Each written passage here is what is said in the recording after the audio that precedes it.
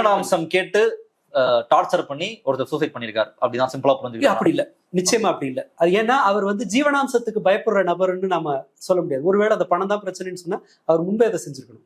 80,000 ரூபாய் மெயின்டெனன்ஸ் அது கொடுக்குறாரு, அவர் பிரச்சனை இல்லை. 9 வழக்கு நீங்க வழக்குக்காக அலையிறது அண்ட் மர்டர் கேஸ் கொடுத்துருக்காங்க. அவங்க அப்பா இறந்து போயிருக்காரு, உடல்நலம் இல்லாம. அதாவது இந்த டார்ச்சர் மகள் அனுபவிக்கிற டவுரி கேட்டதுனால கஷ்டம் தாங்காம எங்க அப்பா இறந்து போயிட்டாருன்னு சொல்லி அதை ஒரு வழக்கா பதிவு பண்ணியிருக்காங்க. ஸோ இது எல்லாமே அவர் உன்னை ஒழிச்சிடுறது அப்படிங்கிற எண்ணத்தோட, அதாவது கிடைக்கிற தகவலை வச்சு நான் சொல்றேன். பட் இந்த ப்ரொசீஜர்ல அவர் சஃபர் ஆயிருக்காதுங்கிறதுக்கு அதை நம்ம நம்பிதான் ஆகணும். ஏன்னா கிளியரா இருக்கு அந்த மூலமாக நம்ம நம்புறது. ஏன்னா இந்த வழக்கு உண்மைதான், அதை யாரும் மறுக்கல.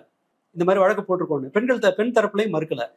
ஆர்டர் ஆயிருக்கு 80,000 ரூபாய் கொடுக்கணும்ன்றது கோர்ட்டே சொல்லியிருக்கு. ஒருத்தரை பழி வாங்கணும் அல்லது அந்த பெரிய 3 கோடி ரூபாய் கேட்டிருக்காங்க. 3 கோடி ரூபாய் கேட்டிருக்காங்க, ஒன் டைம் செட்டில்மெண்ட். அது ஒரு டார்ச்சர்னு நம்புறதுக்கு உண்டான எல்லா தரவுகளும் இதுல இருக்கு.